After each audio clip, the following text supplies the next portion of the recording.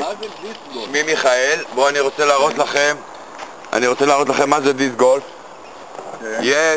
זה קודם כל, הכללים הם כמו של גולף. גולף זה 18 תחנות. נכון, גומות. גומות. כל ההבדל שכאן יש צלחות, ויש צל כמו שאתם רואים, יש סוגי צלחות שונים, עם הטיה שמאלה והטיה ימינה. רק רגע, את הצלחות זורקים ביד? ביד. כמו פריסבי? כמו פריסבי, גם זה נקרא פריסבי גולף, נכון. אוקיי. זה נקרא פריסבי גולף. אוקיי. עכשיו, אנחנו לפני שנה רק התחלנו פה את הפעם הראשונה את הליגה, היה ליגה של 5 אירועים. איזה גודל שטח בערך משחקים? זה ודאי גדול. יש תחנות, יש צלחות שאפשר לזרוק אותם ל-100 מטר, שזה נקרא דרייבר, יש מיד ריינג' שזה לזריקות יותר בינוניות, ויש את הזריקה האחרונה, פאטרן, פרו של פאט. אז למשל, כשאתה כבר נמצא קרוב, אז אתה זורק צלחת. אתה יכול להחליף צלחת? אתה צריך להחליף צלחות הרבה פעמים. יש לך צלחת למחכים. הזריקה הראשונה היא בערך, אני והוא טובים בזריקות רחוקות, הוא מהקבוצה שלי, ואז יש לכם כזה אקסטפ 1, 2 ותנופה וזריקה חזקה. מה השאלה הבאה? ראיתי שם כיוון 8, אז זה כאילו... אז זה תחנה 8, יש 18 תחנות. עכשיו אנחנו, בגלל שיש לנו רק בארץ 9 סלים, עושים 9 כפול 2, עושים מעבירים אותם. היום, בגלל שהיה לנו מלא תקלות, ואיחרנו, ואוטו אחד שקע, ולארבע אנשים פרצו, אגב, פרצו לארבע חבר'ה שהיו בתחרות איתנו את האוטו.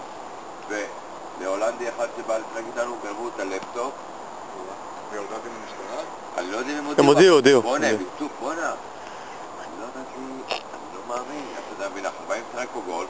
אני לא יודע מי מסתובב פה. אני לא יודע מה גנבים נגיד. יש פה בדואים. לך תדע, בואנה. תשמע, עכשיו מה אתם יכולים לעשות?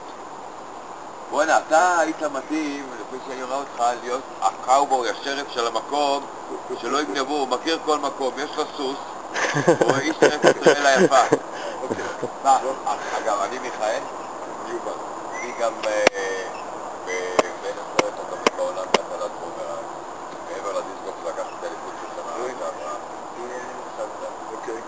עכשיו, אתם שני רופאים כאילו ממושב מסוים. לא ממושב, יש פה חווה שמובאת, חווה, אז אתם חברים כאלה. חווה קורות לפני כמה דקות מעל החווה, לא חשוב. יופי, אז מה אתם מספרים לנו? מה שאתה יכול לעשות זה ללכת ברגל. ברגל, אני הבטחתי לו שאני אדאג לו כבר להגיע הביתה, אבל הוא לא כל כך רוצה ללכת ברגל עד יהיה בסדר. לא עד הבית. אבל איפה הכיוון?